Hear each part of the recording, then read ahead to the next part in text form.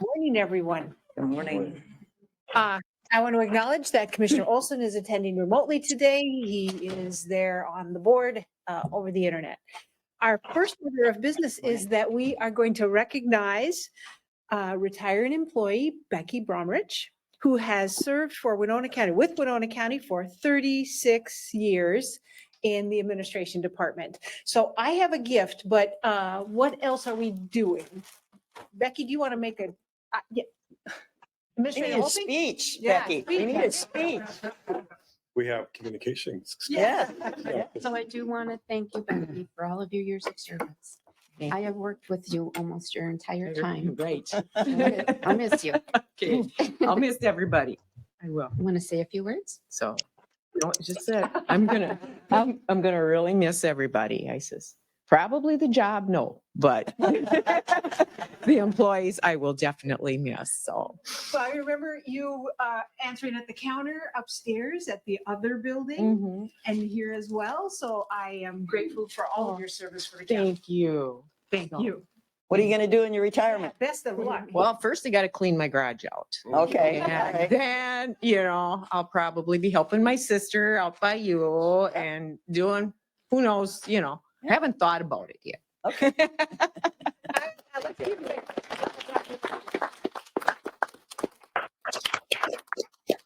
Becky has been one of our assistants on helping with vital records. And no matter where she is, she seems to just have that vision of the counter and so much appreciated. We're going to miss her a lot. So Becky, from the entire reporter's office, they're all right in back of you as they always are. We wish you the very, very best, and we hope that you'll stop in and visit. And then Maureen, at the appropriate time, I'd like to have Becky come back and, you know, work a couple hours a week. Thank you. Thank you. Is there anything anyone else would like to say on behalf of Becky? Isn't there cake and coffee sometime? Yes, on her last day, Yeah, that's, when is that again? Yeah. 30th. The 30th? Okay, all right. Cake and coffee. I just want to say that 20 years ago, when I was first involved with the county, I was always so grateful, Becky, for your smile and how positive you were and how helpful you were. It's neat that some things have changed in 20 years, but I'm glad that some things haven't changed. Thank you for 36 years. It's a long time. Thank you for your service to the county. Yes. And I Very would just like to say too, Becky, when I started as county attorney, your smile was always so welcoming. And when you delivered mail to our office over at the courthouse, it was always a bright part of the day. So thank you so much. Thank you. Yes. Becky's sister lives just down the road from me, so I think we'll pass paths. I'll ride my bicycle past your house and see if you're there. I'll stop in if you're there. But yes, thank you very much. We're very dedicated and very warm personality for Winona County. Thank you. Does anyone else want to talk about Becky? A lot of Becky stories. All right. Thank you so much.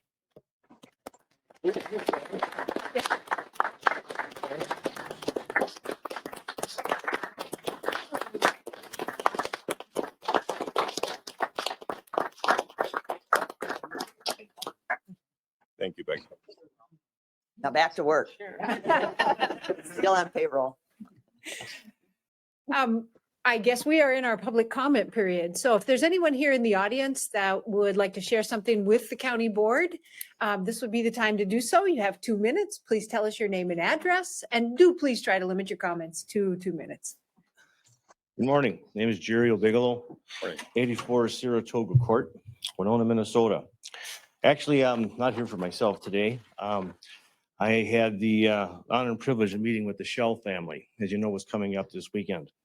So on behalf of the Richard Shell family, they would like to express their gratitude for the Winona County Board's support for granting the naming of County Road 25 in memory of their brother, Major Richard Shell, U.S. Army MIA.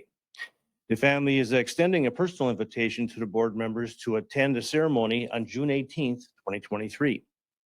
There will be a convoy of vehicles starting in Minnehaska, Minnesota at the church and will depart at, well, I say 13:30, but 1:30. And then at 13:45 hours, the convoy will halt at the first memorial sign for the uncovering. At 1400 hours, 2 o'clock, the convoy will continue. At 14:30 hours, 2:30, the second memorial sign will be uncovered north of Rolling Stone, Minnesota. The convoy will proceed to Rolling Stone and meet at the community center. Those not participating in the convoy are welcome to meet at the Rolling Stone Community Center. And at $1,500, there will be a ceremony held at that community center. At $1,600, there will be lunch will be served, and the family is very grateful and appreciative for the support from the board. Thank you. Thank you, Jerry. Thanks, Jerry. Thank you, Jerry.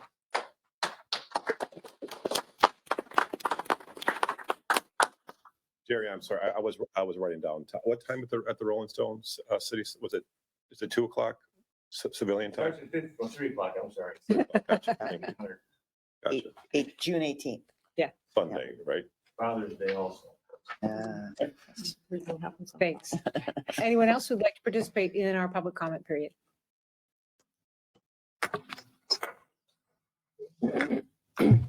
Good morning. Morning. Sheila Becker, as many of you know, I work as a personnel technician for Winona County. I attended the Minnesota Health and Safety Conference on May 2nd and 3rd, where I had the pleasure to accept on behalf of Winona County our 7th consecutive Governor's Award for Workplace Safety. Consideration for this award is based on a safety program evaluation scorecard, which is organized into specific categories consistent with a comprehensive safety program. This award demonstrates Winona County's continued commitment to the safety of its employees and the ongoing efforts to strengthen our safety program. I present to you the 2022 Governor's Meritorious Achievement Award in recognition of excellence in injury prevention and performance in occupational safety. Awesome. May I approach? All right, Thank thank you very you. much. Thank you so much. Sheila. As the representative to the Health and Human, this committee, the Safety, Health and Safety Committee, I can tell you that they take this very seriously. They routinely do walkarounds. They make sure that there's signage. They make sure that safety protocols for cars or for walking on ice are made available to all of the county employees. And are really involved and diligent in trying to help keep our employees safe on the job. So thank you for all your hard work. Right, thank you for representing Winona County. Got all kinds of things today. Yeah. Good morning. Good morning. It's my distinct pleasure to introduce a new member of the planning team, Mr. Aaron Locker, who started this morning. So I thought this would be a grand opportunity to meet the county board. So please welcome Aaron. Okay, Welcome. Welcome, Aaron. Thank you. Morning, Commissioners. Real happy to come full circle and back working in the county that I live in and that my family's been in for a long time. So it seems like a great team you have here. Looking forward to hitting the ground running with them. okay, Wonderful. great. Great. Welcome. Welcome. And we see you at the planning meeting on Thursday, right? Yes. We're throwing a lot at them. Yeah. All right, so where are you coming back from? Well, I've You've been in the I've Winona. lived in Winona for some time, but Yes. I did zoning work in Houston County and then most recently in La Crosse County. Okay, all right. Wonderful. So Welcome. good experiences. Thank you. Thank you. Thank you for joining us. Is there anyone else that would like to participate in our public comment period? Linda Johnson, Bobcat Road, La Crescent, Minnesota. At a previous board meeting, you had talked about ranked choice voting. So I have been doing some research on ranked choice voting, and I'd like to share some things I've discovered. First of all, ranked choice voting is very confusing. Voter confusion with ranked choice voting results in high ballot errors, which in turn results in voter ballots being disqualified. If a voter overvotes, undervotes, or ranks only candidates that are no longer in contention because of being eliminated in another round, that voter's ballot is called an exhausted ballot and does not count when the final vote count takes place. If your ballot isn't one that moves on to the next round, your ballot is exhausted, or you could say thrown in the trash. A 2019 study in Maine studying 96 different ranked choice voting races found that on average, 11% of ballots are exhausted. Furthermore, ranked choice voting does not ensure that the winning candidate will have received a majority of all the votes cast. It only can ensure a majority of all the valid votes in the final round of tallying will count. Fair Vote Minnesota is a proponent of ranked choice voting and maintains that ranked choice voting makes campaigns more positive and increases participation. The two Minnesota cities, Minneapolis and St. Paul, who have the most experience using RCV, are well behind other major metropolitan cities for voter turnout in municipal elections. Ranked choice voting has had little, if any, positive effect on campaigns and turnouts. In addition, ranked choice voting does not increase election transparency and takes days, sometimes weeks, to get results. In the 2013 mayoral race in Minneapolis, there were 35 candidates, and it took 33 rounds of counting to declare a winner. And then the winner only received a plurality of the votes, not 50%. In the end, 33% of eligible voters cast ballots for the winner. It's clear that ranked choice voting is very confusing, does not increase voter participation, does not ensure that every vote counts, and it does not change elections for the better. Choosing ranked choice voting would not make it a great day to live in Winona County. I also found a great ranked choice voting voting quiz, You'd wrap her up in a. yep, to take, for you guys to take, to see how much you know about ranked choice voting. Thanks. Thank you. Multiple choice. Questions are worth different points. So if you'd like to take it and find the answers, just go to the MENEIS website. Thank you. Thanks. All right. Is there anyone else that would like to participate in the public comment period this morning? And I would note that individuals who are participating via the internet are allowed to participate in the public comment period. Please unmute yourself and maybe say something so you can catch our attention. And I will ask two more times. Is there anyone here that would like to participate in our public comment period today? I'd just like to offer, seeing nobody else jumping up or anything, I'd like to offer a greeting to welcome troop members from Troop 13, the young gentleman there in the back of the room. We're being used as a model for obtaining their communication badge. They have to attend some public meetings and take some notes. So I would remind everybody to be on their best behavior and set a good example for the young people trying to obtain that badge. But thanks for coming. I saw Peter just walked in. Peter's really good at communication. He talks too much. But thanks for coming. Welcome, Peter, and everybody else, Rodney, everybody else. So for the final time, is there anyone here who would like to participate in the county's public comment period? Hearing none, we will move on. Our next item of business is approval of some previous county board minutes. It does need a motion to move forward. I'll move to approve. Second. Okay, I'm going to give it to Commissioner Vagley. So Commissioner Vagley has moved and Commissioner Ward has seconded approval of the county board minutes from May 23rd of 2023. And because we have a remotely participating board member today, we are going to do roll call votes. So Commissioner Ward? Aye. Commissioner Vagley? Aye. Commissioner Olson? Aye.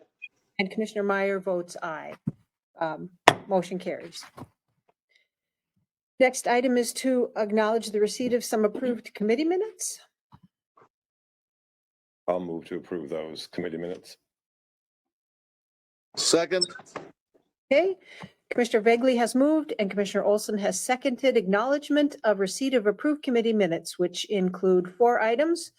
4.1, Board of Adjustment, April 20th of 2023.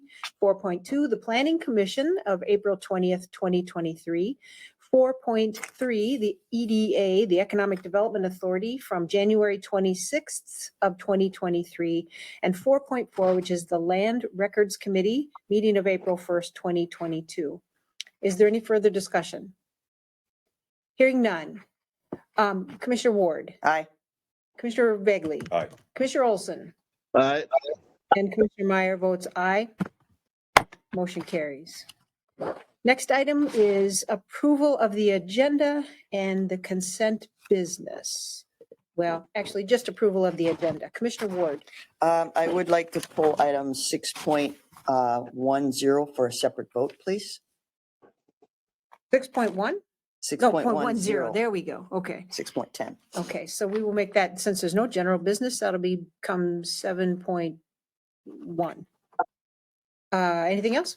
No, not Okay. today. Mr. Begley? One comment, please. Mr. Olson? Nothing for me. Okay.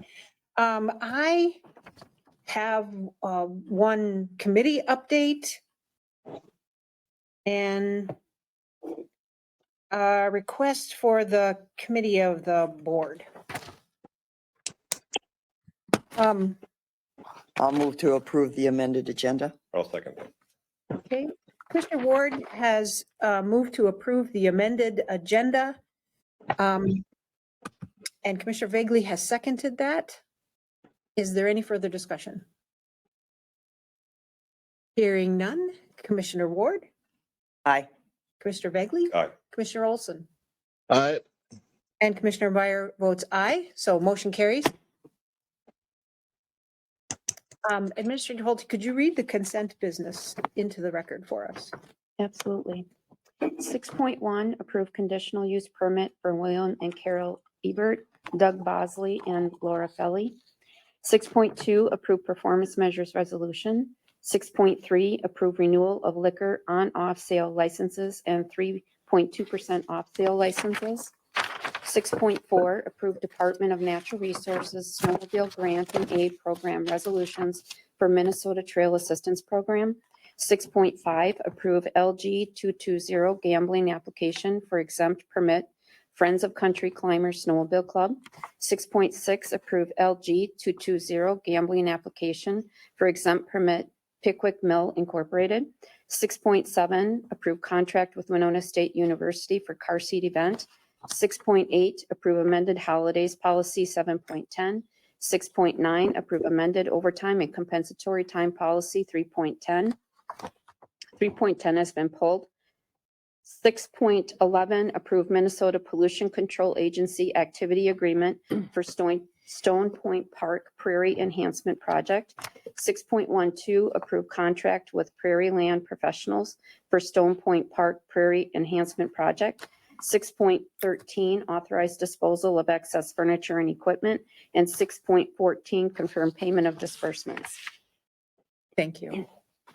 I'll move to approve the consent items. Second. Okay, Commissioner Vagley has moved and Commissioner Ward has seconded approval of the consent business as was read into the record. Is there any further discussion? Hearing none. Commissioner Ward, Aye. Commissioner Vagley, Aye. Commissioner Olson, Aye. Commissioner Vire votes aye. Motion passes unanimously. We now move on to general business. Item 6.10 has been pulled and is item 7.1 under general business. Right, Commissioner Ward. and I asked to pull this, it just relates my basic philosophy on contracts that don't include any pay for performance. I was encouraged in our last round of interviews for a candidate. We did address that issue, so I feel I'm making some inroads that maybe someday that it'll come to fruition. I'll move to approve item, what was 6.10, which is now 7.4. Second. Okay. Commissioner Vagley has moved and Commissioner Olson has seconded approval of the 2023 to 2024 Department Head Association Agreement Amendment. Is there any further discussion? Hearing none. Commissioner Ward, Nay. Commissioner Vagley, Aye. Commissioner Olson, Aye. Commissioner Meyer votes aye. Motion carries. Okay, that moves us on to committee reports and communications. Commissioner Vagley. I just want to thank, she hasn't been thanked enough, our County Attorney Karen Sonneman and everybody in law enforcement who's worked so hard over the last 3 months on the Maddie Kingsbury case. It ended, no one wanted to end it that way, but at least there's an ending to it. So thank you to all of our law enforcement. Thank you to the County Attorney's Office for what you have done and what you are continuing to do. It's a heartbreaking story, but I'm very proud of emergency management, Attorney's Office, law enforcement, all the surrounding counties, sheriff's departments. It's been inspiring to see how a community responds to a tragedy like this. So thank you again, Ms. Sonneman. Thank you on behalf of all of us in law enforcement, and yes, Yes. emergency management. Ben Klinger was amazing. Yep. So And it's not done. There's still a it's ways to not go. done. No, Yeah. Yep. thank you for what you're doing. Thank you. That's it. Thank you. I wanted to give you a committee update. Yesterday, the WinLAC, Winona, Mississippi La Crescent, One Watershed, One Plan Policy Committee met.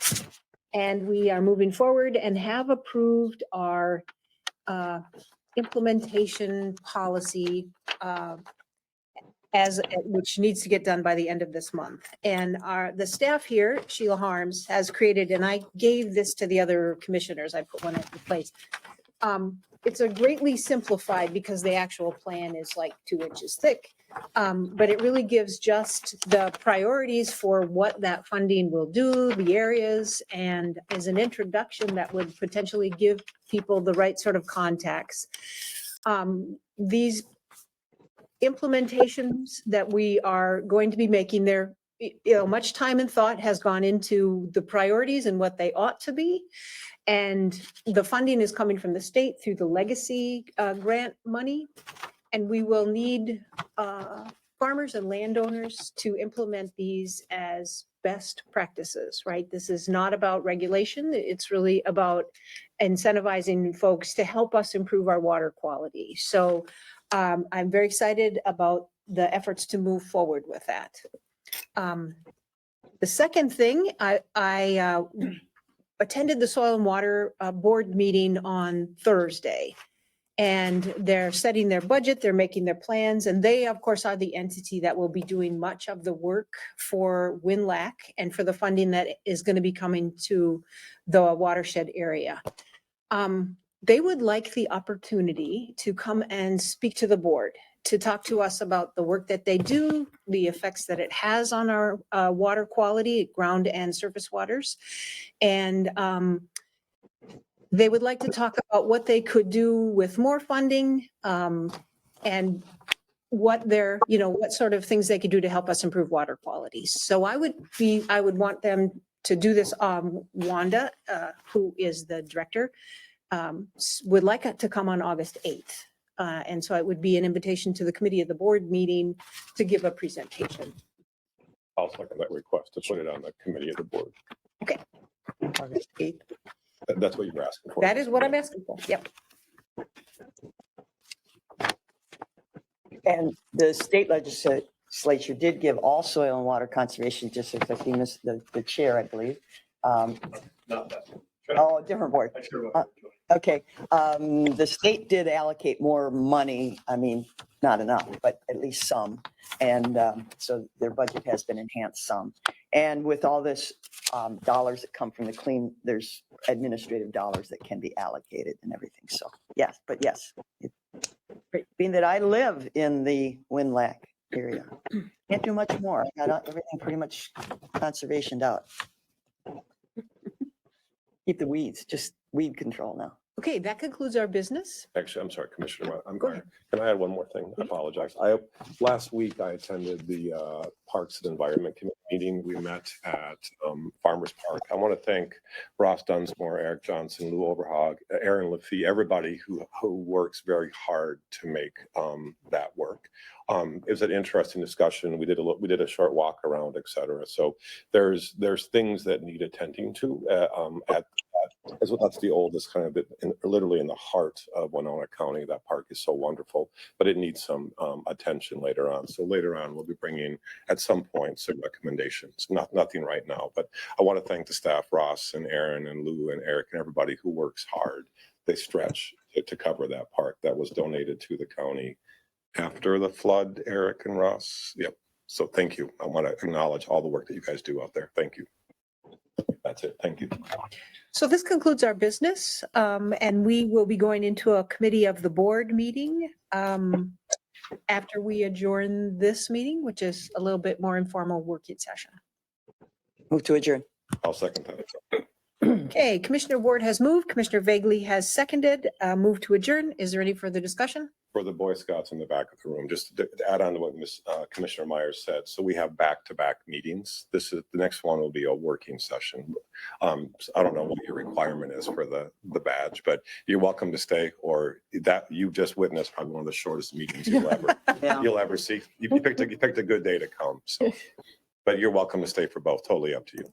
Any further discussion? Hearing none. Yeah, And we should vote. Commissioner Ward, Aye. Commissioner Begley. Aye. Commissioner Olson, Aye. Commissioner Meyer votes aye. We are adjourned. For the young men in the back, there is a box of donuts up front. If There you'd like is. to get a donut. Help yourself. But only if you stay for both meetings. Yeah. But Come those get are a two donut. meeting donuts. Come get a donut. 2 meeting donuts. You can have a donut on your way out.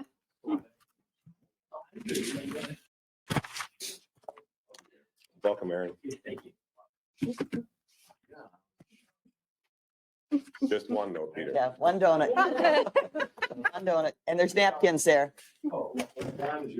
Especially, yeah, so you catch the sprinkles on the way out. Don't leave the sprinkles on the Oh, carpet. no, you're like guys at the donut police. Take them all, man. Take the box. Peter, are those approved Boy Scout footwear and socks? And shorts. Looks kind of casual. Yeah. Must be ready for a Zoom meeting. Well, you know, they didn't drive here. So. Did the commissioners need a break or do you want to just move on? Are you okay? I'm good. Are you okay going? I'm on? good. I'm good. I'm good. Okay. So I would All right. like to call this working session to order. We have one agenda item, which is to discuss establishing a written policy and guidelines for public funds given to outside entities. Is anyone going to lead us in starting the conversation? I think Attorney Sonoman weighed in. Ye- We asked her to weigh in a Yeah. couple years ago. Yeah, right, Yeah. 2017. Commissioner- I have a memo that I think is attached there, so. Mhm. Commissioner Ward and I, the county attorney had suggested that we should have a written policy, and Commissioner Ward and I had agreed and asked for this to be put on the committee of the board to potentially move ahead with the policy. So Great, and so I did draft put together a policy suggestion, but I mean, and I think there was some questions by, Pat is here. Just on some of the wording, or maybe it was Heidi, I forget. But Madam Chair, Commissioners, Mr. Moga and I did work on the draft policy. We made some modifications to Attorney Sonoman's suggestions. The intent is to make the policy informative as a guide for the board, but yet also provide the process and system, if you will, for the community, individuals who desire to request funding.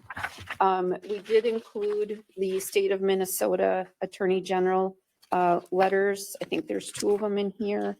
There is the request for funds form, a draft outside agency funding agreement. So in summary, the board has had discussion over the years about how do we determine which entities we, one, can give to legally, or do we have to have a contract or some other form of agreement? And which one of those entities can we, in essence, donate to?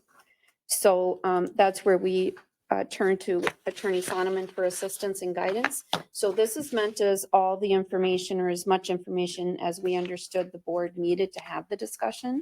So Mr. Moga is here and Ms. Sonoman to basically add to any part of your conversation, provide clarification for you. So I guess I'm going to turn it to the board of what would you like us to do? And there's actually, in this agenda item, there's actually also a policy about gift cards, but that's separate, right? that's, So there isn't a policy on the gift cards, there's a legal opinion. yeah. Gotcha. Okay, And I asked that we not discuss that because we're not ready with the draft policy Perfect. for that. that makes things easier. Yes. So there's the policy, there's some opinions, there's the memo from the county attorney, and then there's the actual agreement, which is a pretty long document, and is pretty extensive. And then the application that people, organizations would fill out to apply. I tell you what, I have had in the past, and I don't disagree. So we've asked for the unrestricted reserves on our application form. But I'll start by saying in general, I support the written policy. I think it provides more fairness and better understanding to organizations making requests, to us, to the public, in terms of the expense of public funds. And it keeps us on a legal and statutory basis. So I'm in support of implementing the policy, and I don't have any complaints about the policy. So I have had organizations talk to me about this request for unrestricted reserves, and that different organizations apparently have a different accounting definition for what that means. And it's been said to me that just because this is unrestricted doesn't mean that I can use it for anything. Right. So there apparently are degrees of availability of funds. So I'm not sure what the right way to make that, unless it's to ask, if we're going to ask what their total budget is, what their restricted, partially restricted, or totally unrestricted. I mean, but to somehow help make that distinction, that alone apparently doesn't get at what we are trying to do, which is to say, if you have if you have a big reserve of funds that you can use, the question has been said, are you sure that you need our funding and taxpayer money? That's really been the question. And I'm not sure that this single question on the form answers what it is the original intent of that request was about. Well, and so I'm not sure what kind of tax forms these organizations have to submit. There's obviously certain forms. The Some of- nonprofits do 550s, don't they? Some of them are Is it a organized 990? under different. We have a couple of the agencies that are reporting the 990s. There we go. Yeah, and I've received a couple from a couple, but not all. Remind me, the 990 is what, like an income It'd statement? be like an income statement. Yeah. Okay, Yeah. but some. It's what a some- nonprofit submits. Yeah, Okay, it's like a so doesn't nonprofit. every organization have to submit something to the federal government? I'm not sure on that, if they do or don't have to. Okay. But I I guess mean, that would but be I a- guess once we have this policy, this would be something that we could try to enforce more a little bit about having them provide that information. Some agencies also, we always want them to provide their audits. Some places don't have audits. So then we're asking them for a budget or their last financial statement that they would have put together. So, I mean, it's everything doesn't fit all into a nice, uniform slot here. And I can understand it, but if I'm taking taxpayer dollars and we are supposed to be accountable for those dollars, to hand it to some organization that, they report, they don't report, the accountability on their part to me, has always been a little bit questionable, that we should have some documented of their finances and where it goes. Now, I don't know if just putting unrestricted reserves or a financial statement or whatever they file to, a higher level of government would be important. Another thing that's very important to me and people that have Could I- expressed. Oh, I'm sorry. Sorry to Yeah, interrupt. go ahead. Commissioner Ward. That's why I am suggesting that we have that agreement, kind of exactly on your point, that they are signing a legal document, not only, is to protect the county, and also to really make it, it's really a serious investment in that. Right. And I know, I think the state auditors are looking much more carefully at things. And also then to protect the county from unauthorized use of those funds. So, more of the contract. Yeah, concept, the contract Legal concept. binding, yep. legal and binding and that we challengeable can- in the yep, court of law. You got to get those attorneys involved. Yeah, right? So, yeah. Okay. mhm. But do you and want to ask them for their tax filing? I do. I think it's within our purview. I mean, it makes a little more homework on us, but if they can't provide something, then it leaves me to question. I've looked up 990s before for organizations we support. It identifies how many clients they serve and what services they Yeah, provide. So it yeah. does give you more than just the money part of it. Right. But I think they should provide it to us. We shouldn't have to go looking for it. Yeah, it would be and such. easier. Yeah. Yes. And then the other thing too, and I know we've stated in the verbiage here is Is there a specific statutory requirement that we provide that function in our county government funding? I know there's, most The of the things question are. is it mandatory? Right. Not that there's any bad things going on, but again, if we, have a mandate to do that and this group can help us do the mandate at hopefully a reduced, labor or financial investment, that's to our advantage. But if it's not mandated and it's just something nice to do, I think we need to take a higher level of scrutiny of who we hand money out to. Well, and that goes to the public. It has to be for a public Public purpose unless it's a statutorily Mandated. authorized. No, not man. It's Or usually, just most of these authorized, authorized. statute are allowed. Yeah. it's Allowed, an A, public not a must. purpose. Yeah. Yeah. Yeah. Yeah. Yeah. Um, Well, and the So- definition of public purpose is kind of Well, gray. Sort of, but that's again why the form that's being suggested here would help outline what is that, and it puts the burden on them to say why they Right. need the money Sure. and what Yeah. is their public purpose, Yes. and then also makes then that gives the board more information to determine and enter into that agreement with the idea that there is a public purpose that you've identified. And I think there's also a line that you got to watch out to cross here. We contract with a lot of entities for, like human service Yeah. stuff. Right. And so that's not necessarily what we're talking about here. This is, supplementing their budget. I mean, we're like, historic society that's under statute. Trying to think the fairs.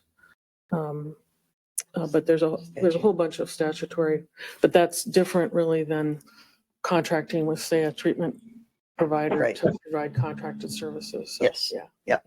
It has always been a little hazy to me how it is that this very thing that you have just said, which is that some organizations that I know we do contract for services still end up on the list. And how is that different than from those, let's say, Family and Children's Center, which I don't think is on the list, but I know we have contracts with? How is the distinction between the two identified in the policy? Bless you. Good question, but I mean, I think one of the distinctions that I would come up with is if it doesn't meet one of these public purposes, then that really wouldn't be money given to provide for the public purpose of, like, if it's a historical society. Let's say it was for, and I'll just use one of the examples here as which the Joint Powers Board.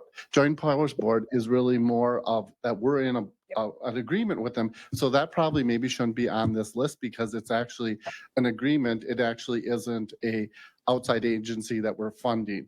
So I think there would be some of this cleanup that we'd have to almost go through every one of these and kind of say, okay, Yes. can they fall into these one categories? If they don't fall into this category, then they're not on the agency funding list. And then it's like, is it something that we still want to complete? And if it is, then would we fall it into a contract? And then we'd have to work with that department that has it under their budget to say, okay, this one isn't falling into the agency funding. It needs to go into a department. It needs to have a contract. I mean, I think there'd be some working that we'd have to do with the administrator, I think the department head, and I think this list is going to get smaller. I would love that. Take, for example, the Winona County Primary Prevention Project. We give them a couple $1,000s a year, and their whole mission is to reduce violence against women and children, which especially is pertinent given recent events in our community. Mhm. And so I definitely don't want to not fund them, but I don't see of the categories that are specified in, clearly public purpose, but the category specified in the statute, in terms of, is it a library? Is it a food shelf? Is it this? Is it that? I was trying to figure that out.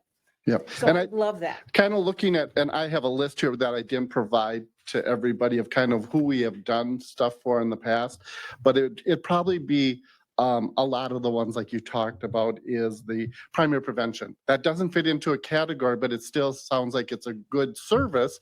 And so do we want to have a contract then? And then where would we actually be paying for that? Which would be probably in the human services, using that example in the human services, because that's the type of services that they would be providing. Well, and I think, and that sounds like a good path. I think when we had all that ARPA money, I think we kind of went down some slippery slopes of how we handed out all that money. I really had issues with some of the groups that asked for money and we gave them money. And I think some email just came through, I think with more detail, and I haven't had a chance to read that. But I think we have to be very cautious of how we hand out the money. Thank you. Commissioner Olson? Nothing. You're good? I have nothing. Okay. Couple of notes and questions. First of all, just like nitpicking in terms of wordsmithing. And this is just the work session. We're not gonna, is that there's the issue is teed up in kind of an introduction. Then there's the listing from the state auditor's office. And then there's, I think, another in our draft policy. Not a big deal to me, but there's the lists are a little bit different. The community celebrations is listed once, but not in the other two. I don't even have anything in mind for what that would look like, but Which page? In the, that's hard because I couldn't tell. It's Oh, agenda? I think it's in Appendix A, that's from the state auditor. Yeah. That's Appendix A, and that's kind of, they have an opinion, and so Yeah. we thought putting the opinion in would be a good information. Yeah. And yeah, this may be a little bit different than what was provided, I think, in the first section of the not a big letter. deal. Just but when we get closer to the final draft, just because we have 3 different times it comes up, and that's just that appears once, but not the other 2 times. Not a big deal. I have nothing in mind, and that looks like more like it's a city function, anyways. Because the county fair actually has its own category, Yeah. right? So Right. that's its own separate category. There's no other county, well, Family Not on the Farm, but we don't support that. That's the chamber, so. Yeah. And the other events fall under the Historical Society, which it too has its own category in Yeah. terms of state statute. So on next to question. So in the documents that were provided, going back to, was it 2021? For the most part, all these outside agencies have been frozen for approximately how long? They've been frozen I'd have to go back for a few years. Some yeah. for a decade. But and some have, and some have had some increases. I think there was 2 that actually had increases. But otherwise, it's probably been a long time that they've been sitting at the same dollar amount. In light, I'm speaking for myself and myself only. In light of the inflation the last couple of years, I'm open to the possibility of, within reason, some increases, just speaking for myself and myself only. I know that sometimes the staff tells the outside agencies, and for good reasons, don't expect anything else, but to have some things frozen for a decade, it might be time in light of the other budgetary needs that the jail needs to look at that. So I'm just speaking for myself. No, but you're asking to take it out of somebody else's pocket to put it in somebody else's pocket. But We you're don't not- generate money. You're not wanting the policy to have a written statement No, I'm about just increases speaking, for this inflation. is work session, so I'm Go speaking for it. informally. Yeah. So, and I like the idea. I understand the need for like a written policy, but one concern I have is I know the state doesn't like it when the federal government adds more hoops to jump through and more paperwork. And the counties don't like it when the state adds more paperwork and more hoops to jump through. My concern is that we make this user friendly. I think that what you've crafted is user friendly, but just to stay open to the agencies that we don't, and like Marcia said, we should put the burden on them to provide the information. We Right. shouldn't have to go look for it. But I'm just worried about adding too many more hoops and more paperwork to people who are doing the best they can. Outside of the county board and outside the school district, I've done work, and I do work with refugees in the homeless community. So I work with a lot of people who work in nonprofits, both small ones and big ones. And the little that you invest in them, you get a return that's much greater in terms of, especially these agencies that, for example, when I was on the steering committee of the Warming Center, the overnight homeless shelter in town, to be blunt, there's almost no county involvement at all. And what you had done is you leveraged an army of volunteers to do things that, frankly, this more impacted the city police department. They were grateful to take that part of our population off of their hands, but you can't necessarily measure it, et cetera. But I just want to say that I am a huge supporter of the nonprofits in our community, and especially things that they do that either complement or supplement some of the things that the county cannot. Thanks, guys, for coming. See you guys. The county can't do everything. I understand that we have unlimited needs and limited funds, but I want to put a plug in for all the nonprofits and the folks who are doing, fighting the good fight and doing good things for a lot less pay than what people in the government sector get. So that's just me talking. I don't want to, a written policy makes sense. I just want to make it too onerous on them and force them to spend lots of times, like we ask our staff filling out forms for grants and the paperwork and the paperwork and the paperwork. So those are just general observations. I want it difficult so that they take it seriously, because again, it's Absolutely. not that we are generating an income. It's not like we're a business generating income and we have disposable income. Right. Everything we do, we ask for, and well, of course and we have to watch out. The state and the federal are throwing a lot of money at different pockets of government. We have to be very careful how those dollars are spent, because they may come to an abrupt end at some point in time. Absolutely. And I understand and agree with And what you're I saying. hate the term nonprofit. I think there should be another term for it, because they're paid, the staff is usually paid. Some nonprofits are very lucrative. Hospitals And have millions yeah, of and dollars, such. So I don't like that. exactly. But yeah, there's a Even that difference. term nonprofit There's is definitely a irritating. range of folks. Some folks Yeah. make no money. Right. What they And do. some make very, CEO of Winona Health doesn't yeah. make but Should I be a different understand, name. and your point is very valid, that these are not our dollars, these are taxpayer dollars. I understand and respect that, but I also think you either pay a little bit now or you pay a lot later. You either build fences at the top of the cliff or you build hospitals at the bottom of the cliff. And some of these programs, it's hard to measure prevention. So that's just general thoughts on nonprofits. I was just going to mention on that, talking about kind of having additional work for them. They are already filling out the one form that's Appendix B. Yep. So that wouldn't be any additional if we actually go with this policy. That That's actually help relieve my fears. Yep. What you're asking, add a written policy in addition to the Yep. form. The form already exists. the form already exists, so that's already being completed. The only thing that would be new is there's the policy, and then they would have to enter into a contract. And I should say this, that would only affect probably about half of them, because half of these are already in contracts, that once we do this, so this will probably make it nice and uniform, that it would be first of all, once we go through and we figure out who's going to be in the agency, who's going to be in the departments, and then all the ones that are on the agency would have both the form filled out and also a contract. Because right now it's a little bit, like this group has contracts, these don't, so. Yeah, and I would love to see then what you've just described with that readjustment potentially of moving some organizations off of this list. I would love to discuss that again then. And this is a big step forward, because it used to be just whoever came in and, had their hands out. And we have, Our pants. I do have a request that may be coming in that's new, that I just had a contact from yesterday. And I sent him the form and I said, you're late in the process. So I thought, we'll see how that all works. And I did have one, talking about nitpicky, this is really nitpicky. Okay, so on 131 of our packet, which is part of the policy, under agreement and monitoring use of funds, bullet point 1. Slow down a minute. Yeah, okay. Scan 131.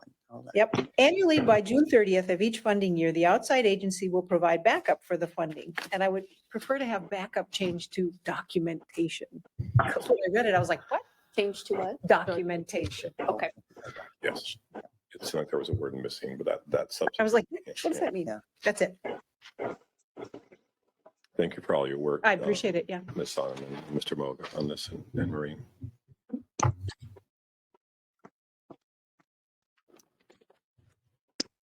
So is it the desire of the board that we go back, relook at all of the information and bring some additional thoughts back for further discussion? Sure. Yep.